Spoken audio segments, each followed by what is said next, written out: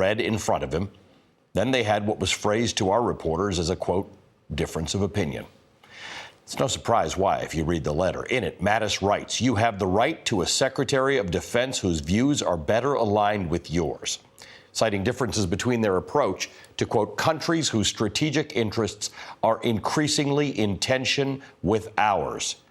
Mattis goes on to stress, quote, "My views on treating allies with respect and being clear-eyed about both malign actors and strategic competitors are strongly held and informed by over 4 decades of immersion in these issues," end quote.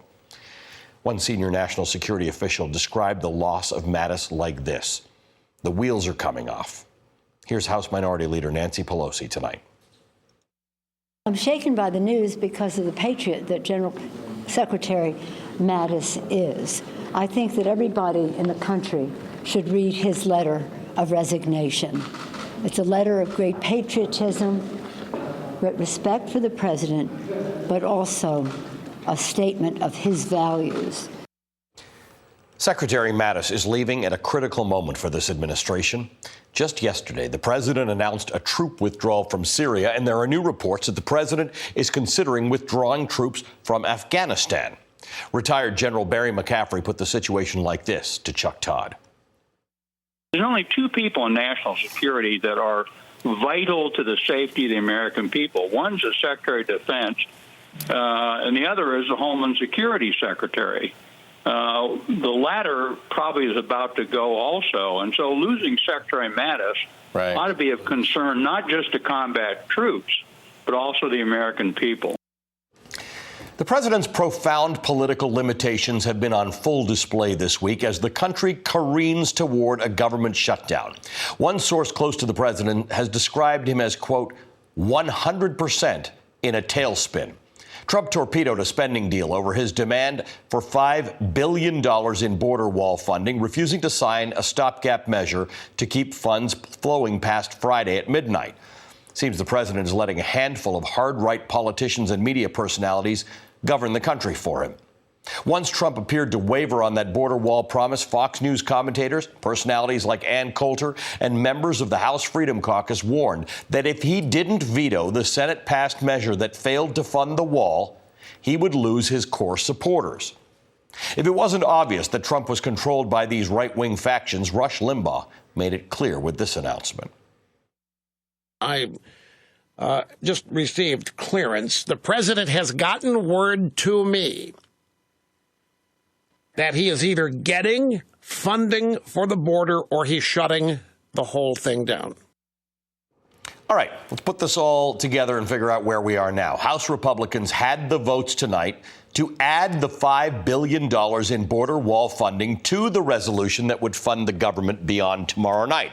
So now that goes back to the Senate, which will reconvene tomorrow at noon. Mitch McConnell has told senators, many of whom thought their work was done when they passed a continuing resolution to keep the government open last night, that they need to come back to D.C. tomorrow and vote on what the House just passed. But let me be clear. This is a non-starter in the Senate. There's no way that wall funding is going to pass in the Senate. It doesn't have the 60 votes needed. 60.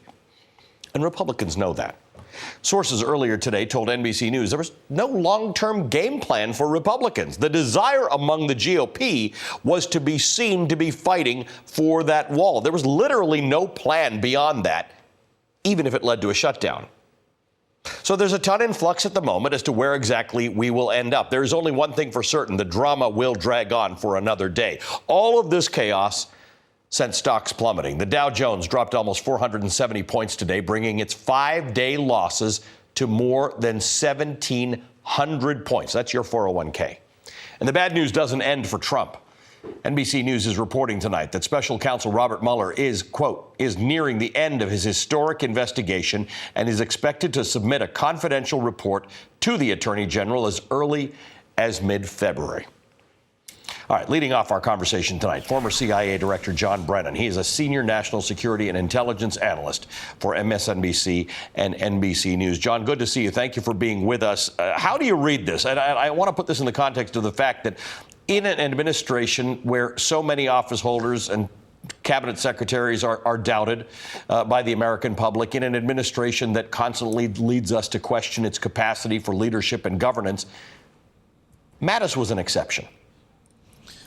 That's right, Ali. Jim Mattis is the consummate military defense professional. He is a soldier, widely respected within the Pentagon, within the U.S. Armed Forces, and a great voice of reason, sanity, common sense, and experience within this administration. And so his decision to leave, whether he was forced to or decided he could no longer abide by what is happening in this administration, is a great loss for our country, and it should be seen as a very worrisome development that Mr. Trump continues to take these rather irresponsible, impulsive, and reckless actions to the detriment of our national security. Jim Mattis is somebody who we all, in previous administrations, had greatly admired and respected, and we were very glad that he was at the helm of the U.S. military as Secretary of Defense. So his departure is something that I think we all should be very concerned about. I want to just read you a statement that was put out by Mitch McConnell, who, as you know, and Casey Hunt points out, very rarely breaks with the president in public. And he said, I was particularly distressed that he, meaning Mattis, is resigning due to sharp differences with the president on these and other key aspects of America's global leadership. John, that's really the issue. It's not that Mattis is resigning, people resign. It is that he has stated very clearly in his letter to the president, which Nancy Pelosi says Americans should read. They should read. He's stating that Donald Trump seems to have policy interests that align with our adversaries and don't align very specifically with our allies. Can I just read you this excerpt from the letter in which he said, we must use all tools of American power to provide for the common defense, including providing effective leadership to our alliances. NATO's 29 democracies demonstrated that strength in their commitment to fighting alongside us following the 9/11 attack on America. The Defeat ISIS coalition of 74 nations is further proof. John? Yes, and that's why I think that Mr. Trump's decision about withdrawing so precipitously from Syria was the culmination for Jim Mattis of a series of decisions on the part of Mr. Trump that really are damaging to U.S. national security interests. And so, Jim, I think, just was, quite frankly, fed up. But also, I think he was very concerned about the security related to a very, very quick withdrawal of U.S. military forces. One of the things that Jim Mattis was known for is making sure that operational security is going to be paramount, even during a retrograde or withdrawal of U.S. military forces. And for Mr. Trump to so capriciously and arbitrarily decide that they're going to be out in a very quick period of time, it's also going to be seen and is seen as an abandonment of our partners and allies that we have worked with very closely over the last several years. And so I'm sure that there is great frustration and anxiety within the U.S. military right now about what is happening and what we're going to be leaving behind. And Mattis seems to be making a reference to something that goes beyond just these alliances of the last few years that you're talking about. He seems to be making, particularly in his NATO comments, a reference to really almost 80 years of American leadership of liberal democracy, in which he says we must do this is in his resignation letter, we must do everything possible to advance an international order that is most conducive to our security, prosperity, and values, and we are strengthened in this effort by the solidarity of our alliances. John Brennan, that sentence could have been written 50 years ago, 60 years ago, 70 years ago, at the end of World War II. He is saying that this is something that we have been committed to as a nation for decades that he seems to imply we're slipping away from. Yes, and Jim Mattis recognizes that America's military, economic, and political might is not just a result of our tremendous capabilities and resources, but it's because we've had this leadership role, certainly over the last 75 years, where we've been able to bring together alliances and partnerships and coalitions so that we can fight these forces that are determined to undermine global security.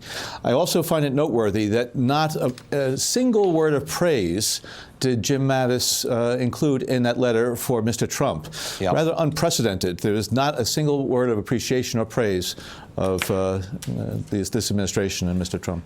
John, if you'll stand by, I'm going to need your continued analysis to get through this complicated evening. But joining us now are Eli Stokols, White House correspondent for the Los Angeles Times, and Evelyn Farkas, senior fellow at the German Marshall Fund, a former deputy assistant secretary of defense and an MSNBC national security analyst. She's a colleague of Jim Mattis's who has worked with him for over 20 years. I want to play for you, Evelyn, something that Senator Bob Corker, who's been a bit of a leading thinker on foreign policy in the United States, the outgoing senator, said in October of 2017 about people, including Mattis. Let's listen. I think Secretary Tillerson, Secretary Mattis, and Chief of Staff Kelly are those people that help separate our country from chaos.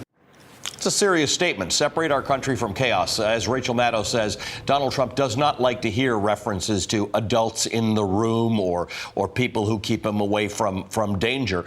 But the truth is, lots of people thought that was what Mattis was doing. And with the departure of Tillerson, they sort of thought this might be the last man standing.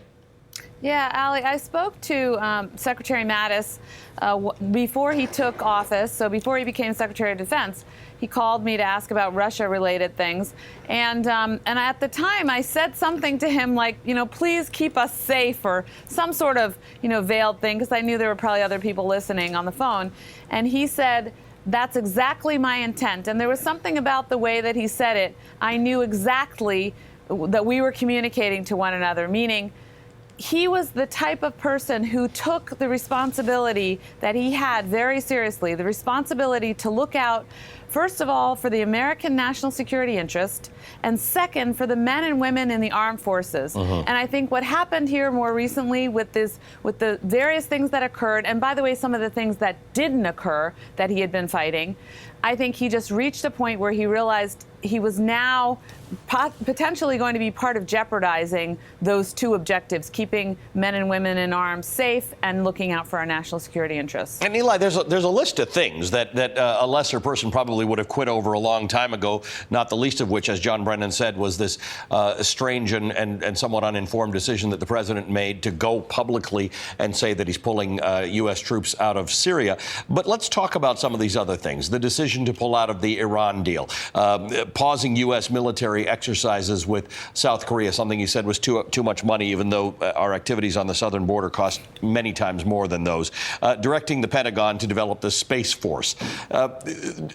It almost seems like Mattis sort of stood by and let Trump do and say things that undermined his role as defense secretary. And finally, there was something that broke the camel's back, probably Syria. I think for a long time, General Mattis believed that he was one of the adults around Trump, and that even though he didn't win every battle, that it was important for him to be there. He wasn't sure what might happen if he were to leave. But over the last couple of months, starting with the president sending troops down to the border, from our reporting, General Mattis was not happy about that. He didn't betray a lot of that publicly, but behind the scenes, you could understand, you could read between the lines of what he said, that he was keeping a close eye on that mission. And did not like the troops being politicized at the end of the election on the border. Trump went over him in replacing the chairman of the Joint Chiefs of Staff. And then this week, culminating with Trump's rash decision announced on Twitter to pull the troops out of Syria, and then going into the Rose Garden, recording that video yesterday, saying inexplicably that ISIS has been defeated when not even the president's closest allies, Republican allies on Capitol Hill, will grant him that, because it's just not true. When the general sees all of those things together, I'm sure he had to ask himself, what good am I doing being here, especially now with John Bolton installed as the national security advisor? Just seemed like Mattis's ability to rein in the president had just sort of withered away. And from what we understand, they had a very candid conversation this afternoon in the Oval Office. The president was bought into this decision, and that was pretty much it. Evelyn, if we get a letter of resignation like this from the Commerce Secretary, of the HUD Secretary, no one to be all that worried about it. There are people tonight who are worried, who have used the expression that it's a national security concern or maybe even a crisis. Tell me, as somebody who has spent time in the Department of Defense, what you think about this. I think it's shocking because the letter clearly was, first of all, a letter of protest. It was a protest resignation. And then Secretary Mattis felt the need to spell out for the president exactly what he stands for, why our alliances are important, to remind him that there are 28 countries in NATO standing with us in Afghanistan and elsewhere, that they're part of the 74-nation coalition fighting ISIS in the Middle East, right, which is not just in Syria, but also in Iraq. And so he actually gave the president a tutorial, which, as we know from reporting by Bob Woodward and others, he's already done in other previous situations. That is unprecedented. I mean, I can't imagine, and I'm sure, Director Brennan has never seen a resignation letter to a president where the person writing the letter actually gives the president a lesson on the value of alliances. You would never have done that for George H.W. Bush, for George W. Bush, for Bill Clinton, for Barack Obama. I mean, right, and you're right, because a lot of stuff in that letter, and again, I implore people to read it, John Brennan, is a treatise on liberal democracy and the values that we hold dear. Now, President Trump doesn't like the deep state. He doesn't like institutionalists. He doesn't like people who've been, you've been on the other side of that, so you know it well. Did seem to like generals for a while, and that hasn't worked out for him all that well. But one of the things that was important is the ability to take advice from people who have been out there, who have seen the enemy, who understand the dangers, not only that America faces, but that our men and women in uniform face. Sarah Huckabee Sanders said tonight on Fox News that the president takes advice from generals, but he makes the decisions in the end. How do you handle this when the president takes decisions that do seem to be at odds with the advice of the experts who he chooses to be closest to him? Well, that's just it. He's looking for yes people to surround him. And Jim Mattis, I think, was the person who would raise issues and questions and also challenge some of the points that Mr. Trump might raise in these meetings. Who now is left to challenge Mr. Trump when he decides to move down some road, whether it be in Syria, Iran, North Korea, and some of these other areas, China and Russia? People have to be able to speak up and bring to Mr. Trump and to that discussion the voice of reason and experience. And Jim Mattis was that person. John Kelly, I think, also was that person. And so now we are left with people who are yes men, whether it be a Mike Pompeo or John Bolton or others. These are individuals who have not demonstrated any backbone and spine in terms of standing up. Jim Mattis, I think he has been true to who he has been throughout the course of his life, which is a patriot and dedicated and loyal to this country. All right, so Eli, we need black backbone, we need spine, we need some degree of sophistication. John Brennan just mentioned Syria, Iran, North Korea, Russia, all pressing national security issues for the United States, and there are others we haven't mentioned. What's your reporting tell you about what happens next? Well, I think people inside the White House really don't know what happens next. There was a lot of, you could see this coming just looking at the relationship between these two men. But this happening today amidst all these other things that are happening, the government shutdown being right on the edge, the market dropping. There are a lot of other confirmation hearings that the Congress is going to have to take up come 2019.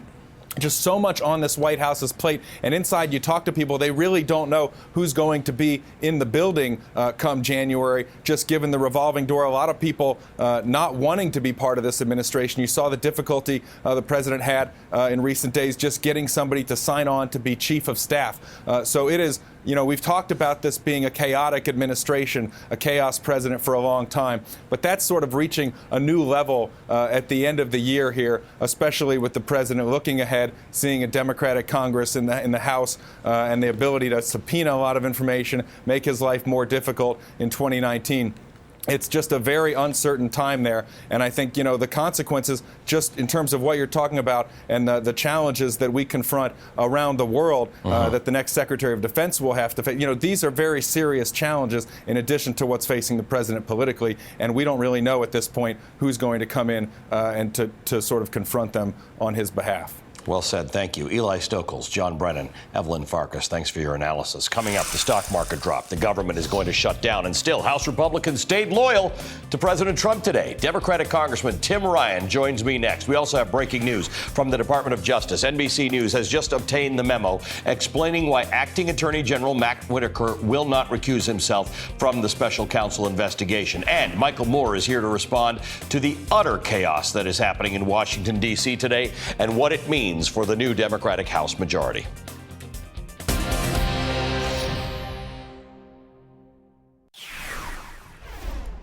guys are living in the past. And this government is in chaos. It's in a free fall. The market's in a free fall. The staffing at the White House is in a free fall. The Secretary of Defense is gone. We're pulling out of Syria. What is going on? You are in charge of the House, Senate, and White House. Get a grip and learn how to govern the country. Okay, that was a lot. So joining me now is the man you just saw there, Congressman Tim Ryan, Democrat of Ohio. Congressman, good to see you. Let me just put that to you. You got up there and you said, learn how to govern this country. And in theory, that's what members of the House of Representatives and the Senate should be doing. But the thing that it looks like happened over the last 24 hours was something else. It looked like the president was governed and instructed by other people. Let's just listen together to some of these people who had comments on what happened yesterday. I think that not funding the wall is going to go down as one of the worst things to have happened to this administration. Forget Mueller. The wall has to be built. The president should veto this bill. This breaks a promise with his supporters. It looks like a lot of people's worst fears may be realized, and that the president is getting ready to cave on getting any money for the wall in the current budget. Trump gets nothing, and the Democrats get everything, including control of the House. Trump it'll just have been a joke presidency that scammed the American people, enraged, amused the populace for a while, but he'll have no legacy whatsoever. Laura Ingraham, Matt Schlapp, Rush Limbaugh, Ann Coulter. Congressman, what do you have to say about that? Well, it sounds like a lot of bad karma washing back up on the president's shore because, he told the American people he was going to get this wall built. He told his base that was going to happen, that it was going to solve all of the immigration problems, all of the challenges with security was going to be solved by the wall. And then he told them that Mexico was going to pay for it. So he's dealing with the promises that he made and he's not keeping now. And that's the reaction that I would expect from those people that have made a career off of making sure that our country gets ground to a halt through the legislative process. Is it not strange, though, that conservatives who probably would find it hard to find $5 billion in a budget for something, given that part of that promise was that Mexico would pay for the wall, and given that part of the promise is not coming through, would need to reevaluate the idea that we can have border security. You as Democrats should want border security, but you don't have to do it the way the president wants for $5 billion with a wall that nobody has evidence would work better than something that would cost $1 billion or $1.6 billion. Right. I mean, we all want secure borders, but it's 2018, Ali. We don't need a wall. We have technology, we have sensors, we have electric fences, we have aerostats that could float above. There's a million different ways with new technology that we could secure the border. Not to mention the fact that shouldn't go unnoticed, 90% of the drugs coming into the country come in through the port of entry, which means we maybe need more border patrol there, more dogs, more security in the port of entry. A wall is silly. When you have Republican senators from border states saying it's a dumb idea, there's a good chance that it's a pretty dumb idea. All right, so I'm not sure how this all went south because the Senate had passed this bill. It was supposed to work. And the president said he's not going to vote for it. I don't understand. We saw Tim Ryan and Kevin McCarthy go to the White House, supposedly leaders of their party. I don't know what the president said in there, but they caved. They came out and said it's not going to happen, and they walked out. So now what happens over the course of the next 24 hours? Is there something that looks like success? Possibly. We know the Senate's not going to pass the bill that the House passed. So what happens? You're asking the wrong guy. I have no idea what's happening, and it depends on which TV show the president watched that morning and which analyst or columnist is giving some opinion that will spook him as to losing his base. I mean, I think this whole thing started from Laura Ingraham and these other people saying that the president was backpedaling. He got spooked because just yesterday he promised the Senate he would support what's called a clean continuing resolution, a clean bill to continue to fund the government. He promised the Senate that he was going to support that. He watched a couple TV shows on Fox this morning. He got spooked. He backpedaled, and then he called the Freedom Caucus over, the extreme conservatives in the Republican caucus, got them on board. And now here we are back to fighting for the border wall again. So to predict what's possibly going to happen tomorrow, what's possibly going to be in the president's head tomorrow, is impossible for any logical human being to be able to figure out. But Chuck Schumer and Nancy Pelosi have said there's no way Democrats are going along with this proposal to spend $5 billion on a wall. So what happens next? If the government shuts down, guys like you are not going to say, fine, here's the $5 billion, let's move on. I don't know. I mean, we may have a government shutdown until the Democrats get back in January, and then we're able to get things back up and running and maybe do back pay to the federal employees who are going to miss out on getting paid. We can make that up once we get in. That may be what it comes to. I don't think there's any deal to be had right now with DACA or with a comprehensive immigration reform. I think that ship has sailed. So we may end up with a government shutdown. But this is the key point that I made when I talked on the House floor earlier.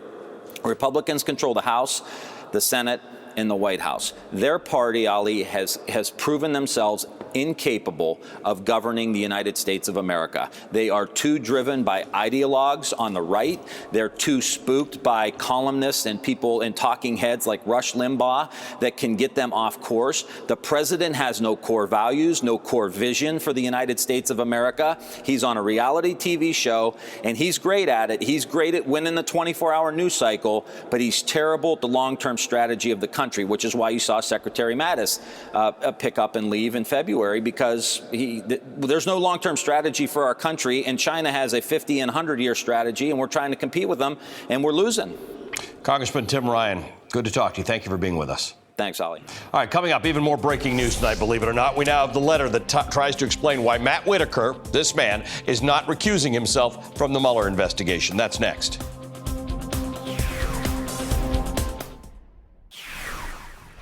Tonight, Donald Trump's Justice Department is in turmoil as NBC News reports that Special Counsel Robert Mueller could submit his report on the Russia investigation to the Attorney General as early as mid-February. Now, that could leave Mueller's report in the hands of Trump's acting Attorney General Matthew Whitaker, who has repeatedly criticized the Russia investigation. The Washington Post reports that Whitaker declared he would not recuse himself despite a recommendation from a senior Justice Department ethics official that he should. According to the Post, Whitaker convened a group of advisors who, quote, disagreed with the ethics determination and recommended to Whitaker the next day not to recuse. That's interesting. And tonight, NBC News obtained a copy of the letter sent to Congress explaining Whitaker's reasons for not recusing himself from the Mueller investigation. Joining me now on the phone, NBC News intelligence and national security reporter Ken Dilanian, who obtained that memo. Ken, what's in it? Well, Ali, it essentially articulates the same explanation we've been hearing all day from Justice Department officials about what happened here, which is that Acting Attorney General Whitaker was advised that he didn't have a legal obligation to recuse himself. And in fact, his statements to the media criticizing the Mueller probe were not sufficient to trigger a formal ethics review.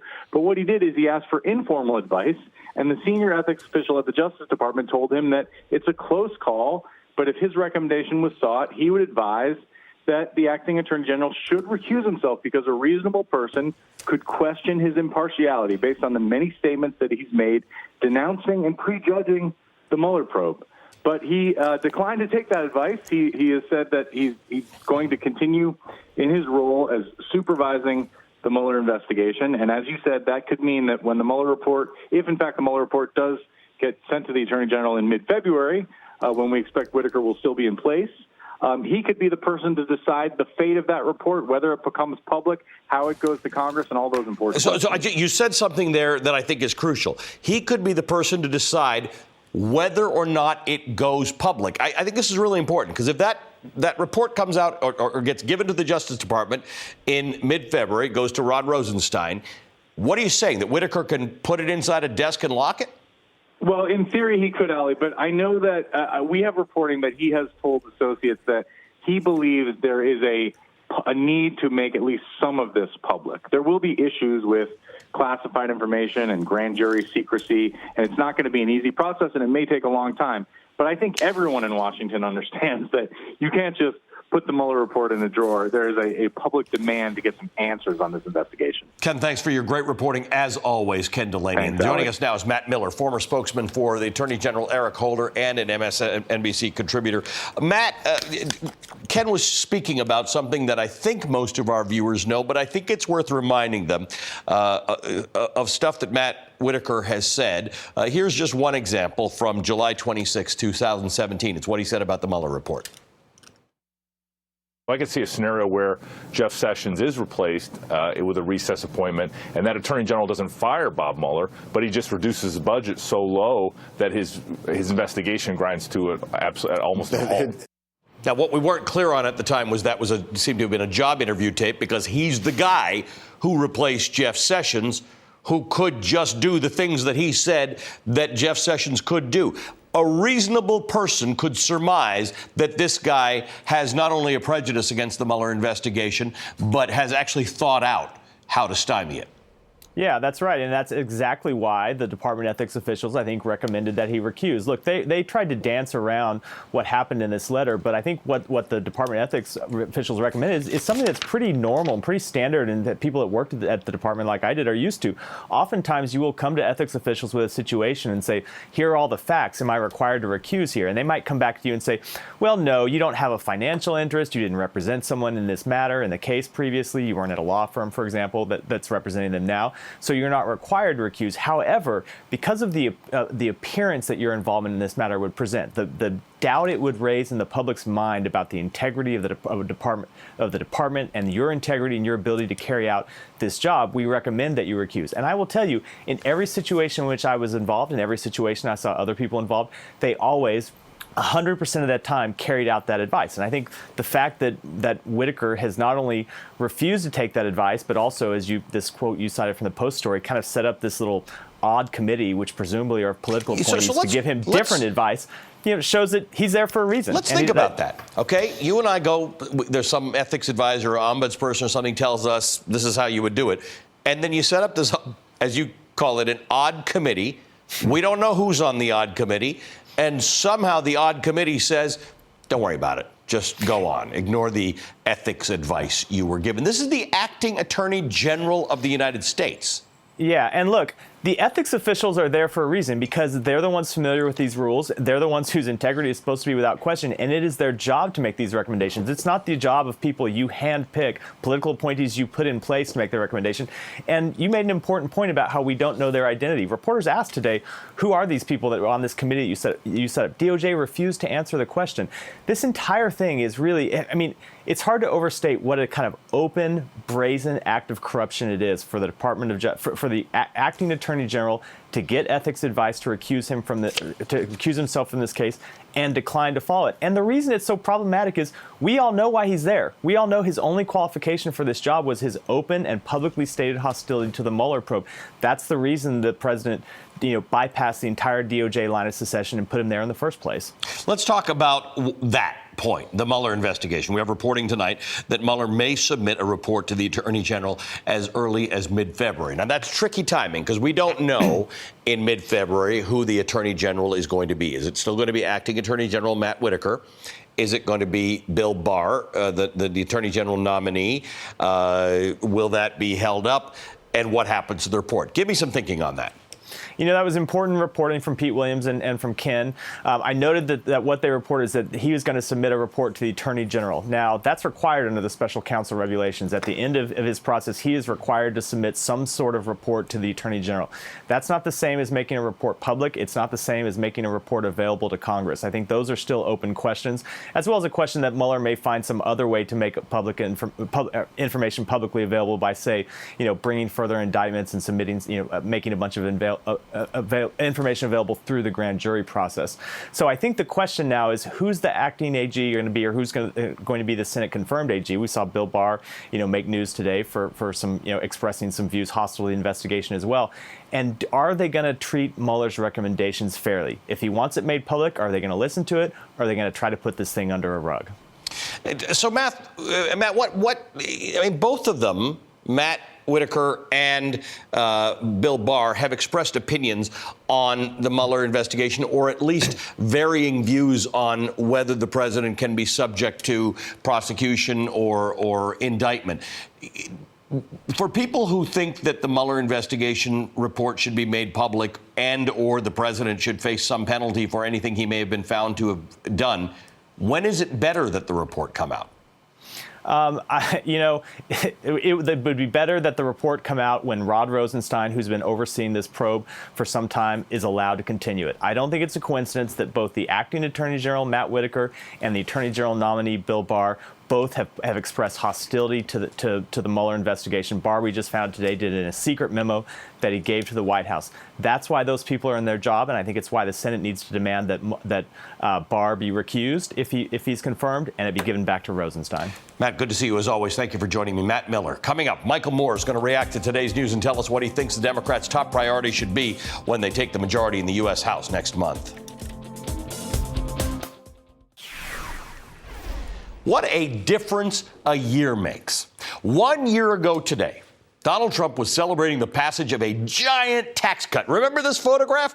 That he claimed, against almost every expert opinion, would be a huge boost to the economy and to middle-class workers. His Treasury Secretary claimed that as a result, quote, the stock market will go up higher. A year later, all major stock indices were down today, and for the year by a lot.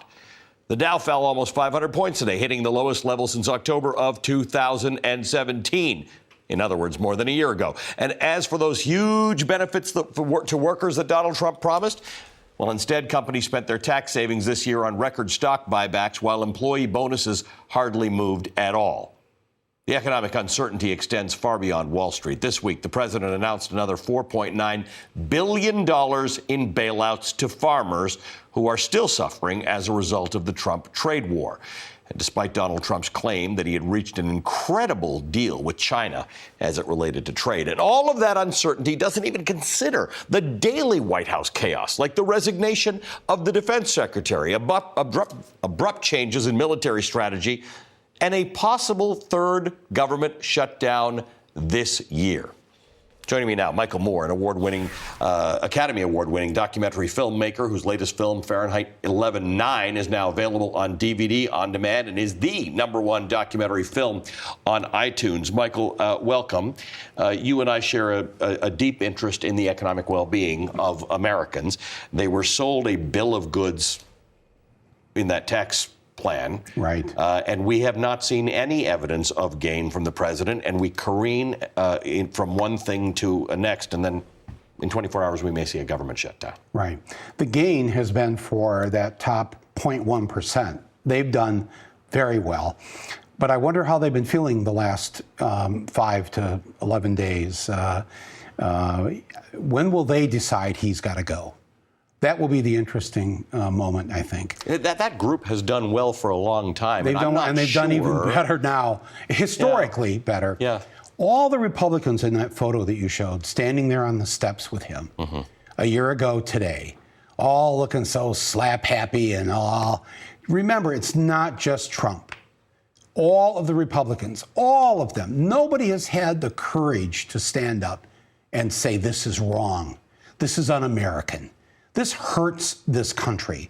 This tax cut, in a sense, an act of terror, because it's going to make the people who are already struggling to get by that much harder to get by. And what are they going to do? What are they going to do? And to alleviate their pain, how many more of those opioid drugs are they going to need? What will happen with their children in their inadequate schools? You know, the air that they're breathing, the climate change that they say they don't believe in, all of that. You know very clearly that the opioid epidemic is a byproduct. You know, it was bad stuff from pharmaceuticals and it was bad stuff from pain practitioners, but it's an economic outcome. Yes, and it also kills people. Our healthcare system should not be in the hands of people whose goal is to make a profit. That's their job. In fact, they have a fiduciary responsibility to their shareholders to make as big a profit as possible. So that's why our health insurance isn't what it actually should be. It's why the pharmaceutical companies control all of this. But I was just watching the stuff with Madison. I was in the green room back there, and I think maybe this is the first time I've actually been frightened for the country. Frightened, really, in these almost 2 years. Well, because you thought Mattis maybe was the adult in the room. Maybe he was. Yeah, I don't like that term because, first of all, yes, okay, all the adults belittles children. Well, I've often said that the only question we have to resolve about Trump is, do we try him as an adult? His behavior, the way he acts and behaves. But no, basically everyone on the cabinet who would have voted to remove him under the 25th Amendment eventually, they're gone. They're out. But no, I think what's scary about Mattis is that he's a guy, listen, this is a guy that isn't afraid of war. He, Colin Powell, they all went to war for Bush. Bush 1. They all supported Bush 2 up to a point. What you have now with Mattis leaving means that Trump is going to put in the person that agrees with him and is going to be his dog. It's going to do what he tells him to do. We have an autocrat in the White House. Anytime you have an autocrat, what do they want running the military? The person that is going to do what they tell them to do. We are now, with Mattis leaving, closer to Trump starting a war because he will have, just as he's proven with the 2 attorney generals that he's announced since Jeff Sessions, he will find the person who's going to be on his page and does what he tells him to do. And when that means he just wakes up some morning and decides to go to war with somebody because he's so random about his behavior, that's how he does things. We're going to have a defense secretary that's going to go, yes, boss. And that makes it dangerous for all of us and for the world. So what would you have done differently? One of the things I thought very interesting tonight was Jim Mattis's letter of resignation, which had not a word of compliment. I mean, virtually nobody resigns without saying something nice. Right. He didn't say that, but he sort of gave a lesson in what America's leadership in the world needed to look like. It was beautiful. He said all the right things. It's not what I would have said. What would you have said? If I were him, I would have looked straight into the camera and said, I'm not leaving. I can't leave. I serve the American people. The purpose of my job is actually not to create war, but peace. The purpose of my job is to make sure that our young men and women who are volunteered to be in the military, which means all the rest of us don't have to go. They volunteer to go in place of us. They've offered to die, if necessary, so that you and I don't have to die. What greater gift could anybody give? So this volunteer army is now going to have to be told to do what he wants them to do. And if I were Mattis, I would have said, as the Secretary of Defense, I can't leave these good soldiers and servicemen.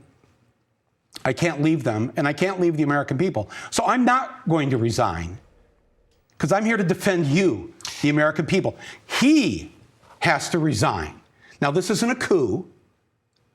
We need a commander-in-chief elected by the people. This man wasn't elected by the people. Let's just say it. He lost by 3 million votes. He's got to go.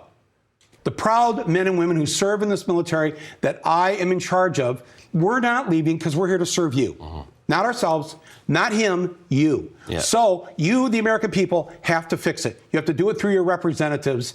And I won't leave you to him and the person he's going to put in here who may take this country to war. And it's an interesting concept. You know, that'll last about 3 minutes until Donald Trump. Well, hopefully he'll finish with these words.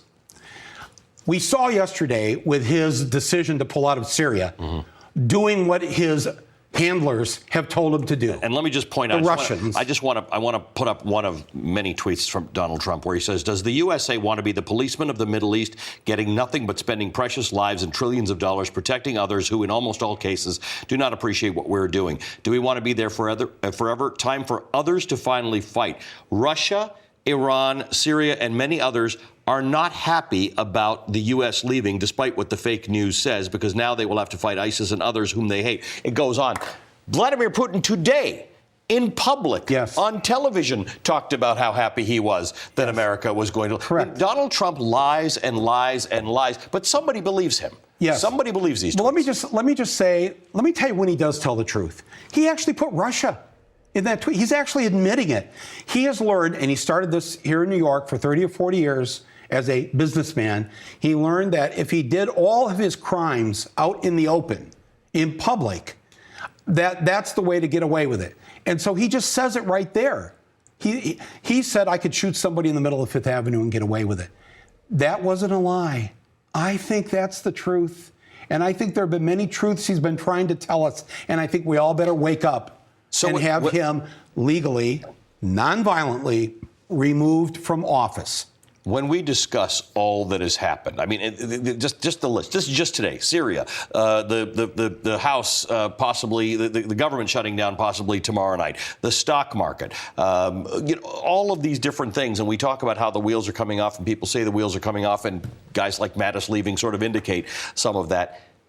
In the end, despite the fact that Donald Trump got fewer votes than Hillary Clinton did, our system in this country allowed him to win an election. Do enough people think this is chaos? Do enough people think this is dangerous and scary as you do? I think so. I think people's minds tonight, after these last couple of days, are just. I think people's heads are spinning in a Linda Blair exorcist kind of way, where we just cannot. When it spins back around, you've got to come to the conclusion this can't continue another day, another week. What are we going to do about it? You mentioned the Electoral College. That's why he's there. January, correct. Okay. Are we fixing the Electoral College? Well, it has to be removed. And here's who's really responsible for this is the Democrats. In 2000, when Al Gore won the presidency by 500,000 votes, that's when he wasn't allowed to enter the White House. The American people should have risen up and removed the Electoral College. And we didn't, and we let it, and it happened again 16 years later with Hillary Clinton winning by a large margin.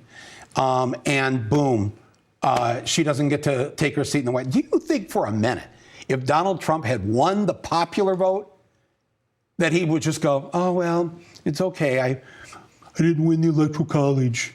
No. I don't think so. You heard what he said before the election. You and I have talked about healthcare a lot. Know I like the Canadian healthcare system. Why would that be, Ali? It covers everybody, and it doesn't cost us And you more might money. have maybe grown up there. Well, I grew up there. And you got to see a doctor, and your parents didn't lose their house. Correct.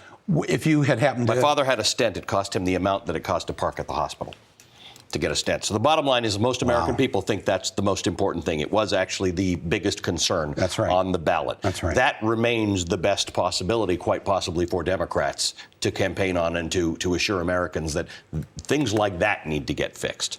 Yes. And the new class that's coming into Congress, so many people came out. We had a record, the young people, 18 to 29-year-olds, 21% came out in 2014 during the midterms.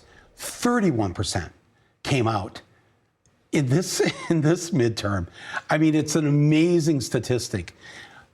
They have to see these Democrats in this Congress in these next 2 years do something, stand up for something, get out there and do the job that needs to be done. Yes, the Senate won't pass their bills, but there are other ways, smarter ways than the way Republicans handled Obama, to get out there and show that they're fighting for the people. If they become just politicians and just say the same old things, those people who came out in November, who hadn't voted in a while, they're going to stay home in 2020. Then that will be Trump's victory. So we have to make sure that this Congress stands up for the things that they're supposed to stand up for, what people sent them to Washington to do what Alexandria Ocasio-Cortez, Rashida Tlaib, and others fight for these things. This is our hope, and this cannot continue.